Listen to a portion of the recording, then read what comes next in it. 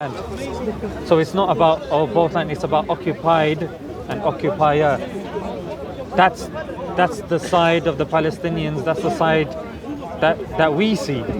That you have a land. Whoever had it, this many years ago before, but who's living on there? Like who's there? So that's where it's starting from. Then the Balfour gets involved. Then there's a Balfour Declaration because it's under the British consulate or whatever it is. Then they get involved, and then it kind of snowballs. And the Nakba happens with the 700,000 kind of moving, and the 500 villages and this and that. That's that's pretty clear cut from that kind of aspect. And then when certain. You got these accords and that, Yasser Arafat and this and that, certain things get drawn up, but yet settlements are being built in and this is happening and that's happening, and that's not being reversed by the people that are assisting Israel, like the United States. Anytime something happens, things get vetoed and this and that, and no one's being held to account. Then Martin, unfortunately, people then say, you know what, if no one's helping us, and you got certain Arab countries saying, you know what, nothing's going to happen, and having this defeatist attitude, then people start taking laws and things into their own hands. I'm not saying that that's the right thing to do, but unfortunately that's where we are at the moment. I mean, from your kind of understanding, where do you see things going from somebody that's lived in Israel, somebody that's seen it? It'll be interesting. So obviously, clear out, I feel very emotional about the whole the October 7th massacre, right? I understand your point of view that you're saying comes from an oppressed sense, something that the people that felt they had to do something out. I can understand that basis. However, obviously, in an emotional that wasn't referring to October 7th, by the way. That was referring to the about 70 plus issue that Palestine has had with Israel. I'm saying, but in regard to what's happened, obviously the recent flare-up and the recent that's tensions. the thing that's been popularized. Correct. So emotionally, obviously, I wouldn't feel comfortable sharing how I feel, because obviously it's very tough. I'm Jewish. I'm from Israel. It's horrible in my vision, and I think from a basis of just like the killings of Palestinians are emotional for me as well. Yeah. Truly, if there are innocent people in Gaza, I do feel bad for those people who are genuinely they don't wish to harm to the Jewish people. I genuinely feel bad. Being carpet bombed, in a sense, right? It's strategic, but the Israelis they know that they're hitting civilians. They know, but they calculate it. The Israelis are not. When I hear carpet bombing, they're not of civilians. In a certain sense, they're not. Sorry, I misspoke with carpet. Because it's true. There are pictures showing like land before and after, and it's just zero. Right. And that, you have to be a human being, and that rips my heart to shreds. Absolutely. If I was a person living in Gaza and I saw my house got destroyed, I'd be horrified. I mean, as well as family, I'm talking about everything. However, there comes a point where we're in this situation. This is why there's no issue. We know openly that Hamas hides behind civilians. We know that they spend time with the civilians. It's well documented. You can see the Hamas fighters walk through the streets. It's very, very tough. I'm not saying they're right, I'm not saying they're wrong, because it's not for me to say. But at the end of the day, the solution is not simple to just say, well, we're not going to do anything, or we're going to carpet bomb. It's not. There's no. What would you say is the line in between that, where there's a? I'll tell you, Martin. Okay. I'll tell you. Acceptable. So let's just say you have a terrorist in a building. Let's just say a hospital. Okay. Or let's just say an area or whatnot. Let's say a regular building. Yeah. What I would say is that still doesn't excuse you to start firing at the building where you have innocent civilians inside it. It calls for a strategic response. You need feet on the ground. You need people to go in. There needs to be a strategic kind of invasion. And like sometimes people find that very difficult to understand in Palestine. Yeah, but let's just say there was a synagogue. I've used this example. Synagogue in Israel. There happens to be Hamas there, but you've got worshippers there and stuff like this. Would you destroy the whole synagogue? Would you start firing? Of course not. You would opt to get another strategy, and that strategy would not be, oh, Hamas is there, therefore, we can do that. There's ample military, and the Israeli military is not something that's just started yesterday. It's a very very experienced, very powerful military. For it to be using this excuse, I think is a bit of a cop-out. I hear your point. However, I think that's incorrect in the sense that, let's say they were to go in, right? There would be far more soldiers lost from the Israeli side, right? Obviously, because it is dangerous. It is, obviously hazardous to go in because they're much more vulnerable to Hamas terrorists coming up or out of their tunnels or buildings, whatever. It's obviously a lot more dangerous for them to go in. Now, what that means basically is that we're valuing Gazan civilians over Israeli military, right? Now, is that correct? Is that not?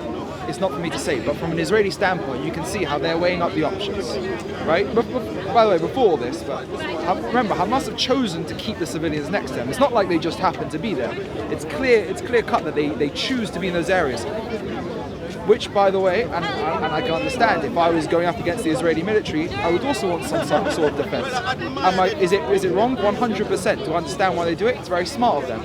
Is it a brutal thing to do? Yes, absolutely. And we can't be. I think the Israeli military can't be put in a situation where they're saying, it's kind of like a lose-lose situation, because either they don't attack, or they're condemned for killing, innocent people. What do you think of the example that I gave? Of going in? No, let's just say there was a synagogue in Israel. Yes. Where it was filled with Israeli civilians, and there was Hamas there. Yeah. What strategy would be used? They would go in. What if there was a Hamas tunnel underneath, etc., etc.? Right. And the reason they would go in for that is because they are valuing the Israeli civilians greater than the Israeli military, or they're willing to risk it for that level. However, when it comes to the Gaza civilians, naturally there's less of a care. I'm not going to lie. I do believe that Israel. I'm not going to say likes. Hold on. I'm not going to say likes Gaza civilians, but they don't mind. They've given them the Gaza Strip. I know that there's people say it's the open air prison. There's more to discuss on that, but the fact is they have, allowed them. Israel's doesn't want to bomb. You've made a Gaza. good point. That's why I want to just address that before we go on, and that's the problem, Martin, because Israel will value its own people over the Gazan civilians. That's now going to cause more people to join with Hamas. That's why this boogeyman of Hamas is not going to disappear. In fact, you're going to create more and more and more with this current strategy. It's just not going to work. You see? Let me get to that in 1 second. Sure. I'm just going to add to the fact of the Gaza civilians is that not only are they saying we don't value the Israeli military to Gaza, because why should they? In a sense, no? Is that not? It's not. No, because they're not Gaza. You should, because if you have responsibility over a certain area, 100%. Then if you can't value the civilians, with all due respect, valuing tell somebody else to. Obviously, you know what I mean? You need to have a proper form of government. However, the threat that Hamas poses to the Israeli civilians, as we clearly have seen, is greater than the responsibility felt by Israel on those Gaza civilians, especially when those same terrorists are holding them as a form of a shield. So it stacks up, and it's no one likes it. There's no innocent. But Martin, that's the excuse that terrorists give when they extracting vengeance and revenge. They say, the ends justify the means. In other words. Okay. So and that's the problem. Where terrorists will say, we want to protect our own. We want to achieve our objective. We want to do this by any means necessary. Right. And that's where the issue comes in, and that's why we need an objective source. Because if for example, Israel is going to go in and it's going to prioritize its own people, who's prioritizing Palestinians? Right. Palestinians will have to prioritize Palestinians, and then that's where things will start getting messy unless there is like an objective kind of measure. For example, international courts and this and that, UN resolutions, which don't necessarily get taken seriously. I will say on this that there is. I'm not so familiar with all the research in the back. I mean, there's many. If you spoke to most Jewish people, they would say that there is.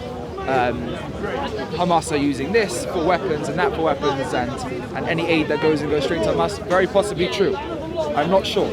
I can't speak on it because I can't know. Many people will tell you that they obviously were voted in, Hamas as the principal government there. Long time ago. Yeah, long time ago. But they were voted in. and people will say that's their choice to take things. I don't hold of that so much because I don't know the information. I'm not well versed in it, so I can't argue on that. However, I would push long term for something which is an actual government that actually makes sense. Now, I would really hesitate to say that's possible because it's extremely, extremely tough. Like you say, there's been a lot of bloodshed. There's been a lot of hatred. I've been there. It's inbuilt.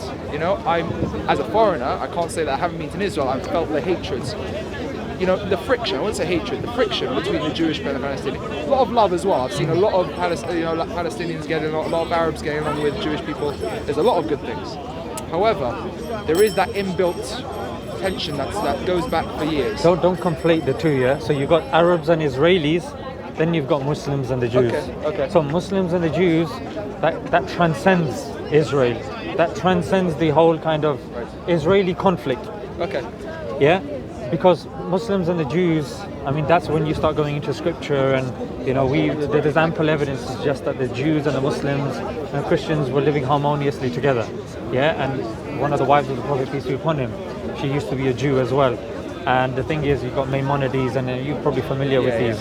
So Muslims and the Jews, that's something that gets brought into the conflict. Okay. And a lot of Jews have an issue with that. Maybe you do, maybe you don't. Maybe you can enlighten me about your position. But from somebody that's been keeping an eye on what's been going on, a lot of Jews are saying, look, this is not a Jewish Arab, Jewish Muslim issue. This is an issue to do with settler colonialism. This is an issue to do with land. This is what it's to do with. When it comes to Jews and Muslims, like Karen Armstrong says in her book, Muslims didn't have any issues with the Jews, neither did the Jews with the Muslims. It's only when the whole Palestinian-Israel thing kicked off, that's when the whole, issues with regards to how can we get the other side and this and that, had to kind of be brought in. And there were that, I haven't looked too much into it, there were that scrolls, the scrolls of Zion, or those the anti-Semitic scrolls. Then they started going viral or whatnot. Yeah. So the thing is that this is something that gets brought in, and many Jews, I've met them and had the chance, kind of, friends of mine as well. They're like, you know what? We're pro-Palestine. Yeah. So the thing is that you can be a Jew and you can be pro-Palestine, but when it's kind of seen as, look, when both are kind of conflated, religion is conflated with land, with cultures and ethnicities, I think that's a category mistake. Some may argue that they are merged, and that's an argument that continues to be had. But a Jew can be against the state of Israel and still be a Jew, and a Jew can be pro the state of Israel, just like a Muslim can have their opinion about Palestine, and a Muslim can have their opinion against Palestine. It's not going to affect their faith. But then that's the thing, when a state leader then comes, and I'm sure you have a problem with the current ruling government of Israel anyway, but Netanyahu, when he comes on and quotes the Amalekites, and the verse with regards to the 1 Samuel is kill the men, women, kids, babies, etc., etc., that riles people up more and more. When you've got people like this, and then you've got, we're gonna, these people are human animals and this and that. You've got people, that are supposed to be, calling for order and, control and this and that, and they're calling for that, and that's not helping the situation. That's exacerbating the situation. It's making the situation worse. And the reason why I wanted to make the situation about the Jews is because obviously there's anti-Semitism taking place, there's Islamophobia taking place, and that's something that has to be condemned. That has to be something that has to be clarified, because there are certain people that will see a Muslim person dressed in a certain way and attack them. There will be people that will see a person dressed, like a Jewish person use Orthodox Jewish garb, the skull cap and etc. They will attack them. So that's the sort of stuff that we have to make clear, that not every Jew is pro or this or that. There's a I do hear that. And with your cause to what the government is bringing in the Jewish equation is because a lot of that is political maneuver. It is a political maneuver. And do I agree with it? Do I not agree with it? It's debatable. I think it's more to. Do you think religion should be brought into the discussion? well, it's 100% synonymous with the discussion. Should it be representative of the whole Jewish population? I don't think so. No. But it's definitely a big part of. I mean, it's always a big part of the story, because what is Israel without the Jewish ideology behind it? The whole basis. Why is Israel in the Middle East? We can make Israel in the US. The whole point is that there's a Jewish belief that land is ours, right? That's the basis of the state of Israel. I will say that there is a large community of Jewish people who hold that. But that land is not ours. No. So this is actually a common misconception. This is actually quite interesting. I've seen a lot of videos of Jewish people saying, I support pro-Palestine. And a lot of Palestinians will use this as a statement saying, Palestinians, even Jews are on our side in this point. I would say that 98% of those people are a certain sect of Hasidic Jews, Orthodox extremists. They believe, there's a belief in Judaism that we have to enter exile for a third time. And the only way that the Messiah comes is through this exile.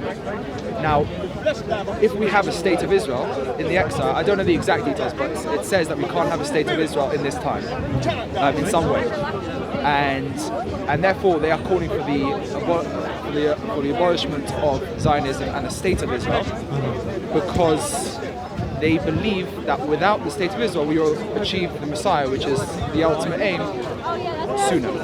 So there's actually two sects. There's a very famous.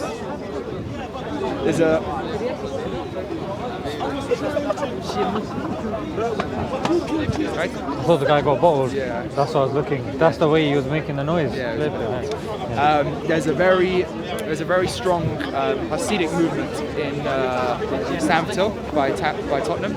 They actually hold, it's called Satmar, they actually hold that you shouldn't travel to Israel. They don't like the state of Israel. They don't hold the state of Israel. Do you think they're extremists? They are extremists in my opinion, but extremists, it's all on the spectrum. So it's all. They have their beliefs. The Messiah is not coming until until the state of Israel is not abolished. However, everyone believes that every Jew, by nature, believes that that's our land. Can you be a Jew whilst being an atheist? Because I've met some. In my opinion, no. I mean, that's the basis of being Jewish. Technically, you can be a Jew because the status of Jewish, what requires you to be Jewish is the way you're born. If your mother is Jewish, then technically you are Jewish. Okay. That's how it works in Jewish law. But you can't, quote unquote, be Jewish without belief in God. In my sense, I want to say Orthodox, but I mean practice Judaism.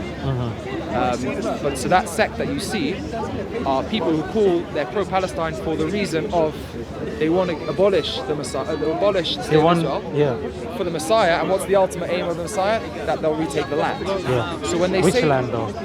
The Israeli land, the land that it's on, it's actually, I think it's bigger than the current proportions. Or maybe, I think it's smaller from the south, wider. I'm not exactly sure. So when people say to me, there's Jewish people that are pro-Palestine, and you're saying that it's not about the land. Ultimately, it is about the land, because why are they calling for the destruction of Israel? Because they don't care if it's Palestinians, it could be Russian, it could be Chinese, it could be anything, to move into the country. But Martin, bear in mind, these are the ones that you've seen online, isn't it? The pro-Palestinian ones. You can find them, but there's others. Right. So I'm saying on that aspect. Yeah. Now, when I say pro-Palestine, I can believe in Jews, and I would say myself a bit. I do feel for people in Palestine. I always think to myself, if I was born in Palestine, in Gaza, right now, it would be an awful life. I'm not pretending that things are good. I just don't think that. I think that naturally it's inflated on both sides. The argument, and like I say, I don't see the ability for a long-term solution, and I think that's where people are struggling. There's no one can provide a good long-term solution. Where do you see this going? That's the big question, and I don't know. And you know what? It's scary because both sides are suffering. No one's winning. No one's really winning. You want to say one side's suffering more than the other? Again, we can all bring it in our own. But I think objectively, one can see that one side is suffering more. When it comes to when you just If take you want to go group by numbers, current numbers and statistics, correct. yeah, Correct. As of now, yes, more Gazans are dying. Yeah. However, even within the last 70 years as well. I'm not too familiar, but yeah, it is my understanding that more people have died. However, That's why. However, there's the age-old, saying that. What's this age-old saying? No, it's not a saying. It's just Israel is more developed than Gaza, than a lot of the Muslim countries around it. Yes. Right? So, just because Israel has been killing more people, right, doing a more effective job of clearing out what they call terrorists, right, the numbers don't necessarily mean that there's not a one-sided genocide, as they've been calling it. Because if there's more aggression from one side, and one side is just more capable of neutralizing that threat, you can't really say that they're doing something worse. Because if one side's coming. But Martin, just because the side is stronger, Yes. if it is killing more people, it's killing more people. Regardless of whether it's strong, whether it's weak, whether it's in the middle, the numbers are the numbers. The numbers are the numbers, because if one side, if side A wants to kill 10,000 people on side B, but only manages to kill 5, and side B wants to kill 100 people on side A, but manages to kill all 100, who is the worst? Who is the quote-unquote worst person? You're going to say the 100 people were killed, but the same animosity, or the same. I'm not going to say animosity. It's a very harsh word. I understand. The same drive, or help me out. The same sort of. I don't want to make your argument for you. No, of course. The same sort of conflict, the drive for conflict, may not be equal on both sides, is what I'm saying. And that shows that the numbers are not necessarily just plus or minus. But see it like this, Martin. You have a side that's the occupier. Yeah, like you said, it's majority. It's objectively the strongest, got the strongest military, technologically advanced, etc., etc. And then on the other side, you've got the people that are the occupied, the weaker, the less economically developed. And then they keep getting battered, they keep getting killed. And then there's peer-reviewed examples like Operation Cast Lead, Protective Edge, that even the skeptical person can say, you know what, that's ridiculous, that's wrong, that's categorically wrong. And then nothing gets done about it. Yeah, and there's no sanctions. Things get vetoed at the UN. You're right, Martin. Things can't move forward like this. When even you've got certain, like I said at the beginning, when you've got even certain nations normalizing, and there doesn't seem to be hope for, like you said, the people that even you see that, you know what, it's not a nice place to be, frankly. Yeah, and when you're there, it is bleak. And you will do anything that you can to survive.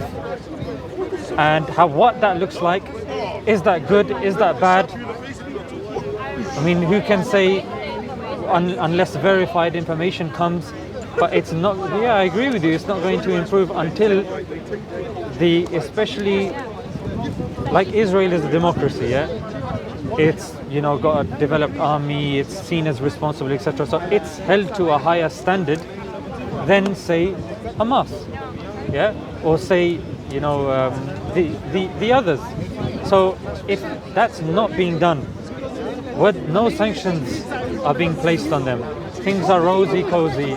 In fact, bro, there's people from London we're seeing in the Guardian, in other newspapers. We're going to join the IDF and help with what's going on. What the hell's going on? You know what I mean? What do you mean, sorry? Like, when you can see that there is a conflict taking place in which you have civilians dying, carpet bombing taking place, a disjunct of force, and you've got other governments allowing people to say, you know what, if you want to go, that's fine, mate. You jump on that plane, off you go, mate, off you pop. I'm happy to concede on this that in the current, in the last month, I would say from October 8th onwards, correct.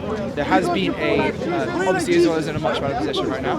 There's no doubting that, and there is no currently need to go and assist. Obviously, this video, I don't think it's going to be good for you. We're talking about serious stuff, I know you want to be famous and everything, but trust me, we're talking about some serious issues. That's why if they see your face, your mom and dad might not be happy, yeah? So in the current situation, obviously there's been a terrible tragedy in Israel. Gaza, there's been a terrible tragedy, and the recovery for that. There's been a crazy amount of help going on there. So, but besides that, you're right. Israel is now in a position where it's okay temporarily. However, Israel has a long-term goal. They want to prevent what has happened again. I know you can say, and that has to be done responsibly. And that has to be done Responsibly, even for the fate of Israel as well. Correct, because Israel doesn't want to live in. Israel doesn't want to just go and And what they're doing now, Martin, seems to only be sealing their fate. So this is what we're going back on. There isn't a good solution to what they can do and how to do it. If there was an easy, do you know what? If Hamas, I don't know how many, 30,000 of them, came out, stood on the beach and said, let's have a head-to-head fight with Israel, then Israel would stop bombing it. But they can't. I don't think Israel wants to go and bomb civilians. Would you think that Israel would want to fight them? What? I believe that if they actually want to come out, I do believe that. And that's what I'm saying. Israel, it's a spectrum. Yeah. If it was readily available, Israel would choose the best means. If it's not readily available, there is a grey area. Now, within that grey area, there's extreme and less extreme. The thing, Martin, is that when you don't value the Gazan civilians as much as your own soldiers, and you're claiming responsibility over that land, and we're doing this, that's where the issue comes in, then you cannot be trusted, and that's where the international community needs to come in. That, in my humble opinion, for whatever it's worth, the international community, the international courts and this and that needs to be taken more seriously, and countries that are enabling whichever side unjustly need to be checked, and this issue does need to be resolved in a more objective way. Do you think that's fair? I hear that as being fair, but I would just want to add that Israel wants to prevent this from ever happening again. And I agree that if there was international... Look, there's the idea of revenge. But bro, if Hamas does this, each time something happens, or we're going to prevent this from ever happening again, means that you're going too far. It means you're going beyond the boundary. That's just polite lingo for they're going above and beyond where they should be going. But that's where the issue comes in, Martin. It's all on a spectrum of where is correct. Where do you draw the line? And that exactly, line and that's where the international community has never been drawn, and there needs to be a certain. Yeah. But the problem is where people agree on that line. And that's where you need international players to come in.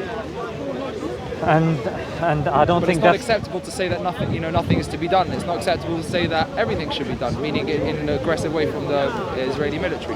Yeah, exactly. It needs to be a good balance. Yeah, the only point that I can truly agree with you is that killing terrorists does not stop creating terrorists, and that is an unfortunate reality on both sides, because it will come to a point where the kids and the kids' will, which is a bit like it is with the tension these days. They will hate. The tension will be caused more from past misdoings, where you forget the original reason why you're fighting. Almost. That's obviously there is real tensions and real disparity between them, but the added layers and layers of destruction and history, it gets to the point where it's not. It becomes too much and less of the original issue. It is. We just pray. Both of us are obviously believers in God. We pray that this gets resolved soon and fairly as well. It's ironic, all cousins. We all go back. Yeah, exactly. Related, so it's hard to say. Yeah, it's difficult, bro, and it's not nice. It's heart-wrenching to see, innocent Israelis being killed. It's heart-wrenching to see innocent Palestinians being killed.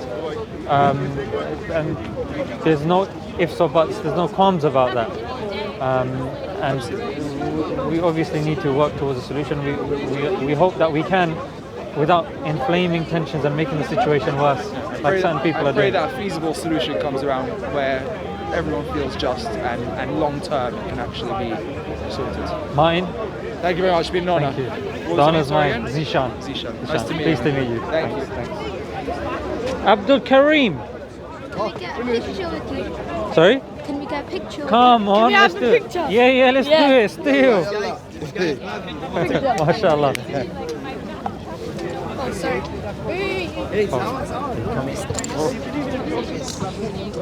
Move that there. Okay.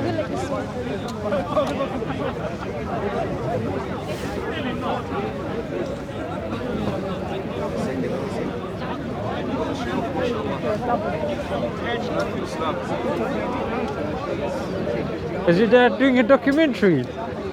You're doing a movie? MashaAllah. How are you, brother?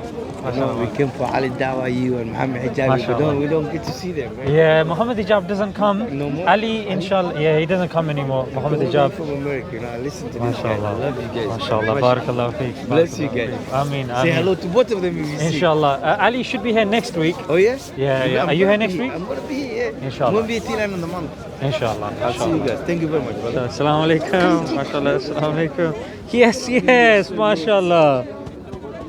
Oh, what the hell did you Yes. MashaAllah. Assalamu I don't alaikum. want to be like you guys, YouTubers. They say, MashaAllah. Halal YouTubers, Dawah guys, yeah? Yes. This guy wants to be like Muhammad Hijab. MashaAllah, lion. To school, you know? Yes. He's a big lion, man. I swear That's to what God. you do. That's the way it's got to be done, mate. MashaAllah. Thank you, MashaAllah. guys. Nice to meet you guys. Appreciate Take care, it. inshallah. Yeah, Assalamu alaikum. Jazak Allah Khair. Oh, yeah. Sorry. Walaikum salam. Your boss is here today, yeah? You see, I'm seeing you more involved now. Wait, man. Oh, the camera's off. Hey. Bro, which one's that one? Man's on that coffee, yeah? That you.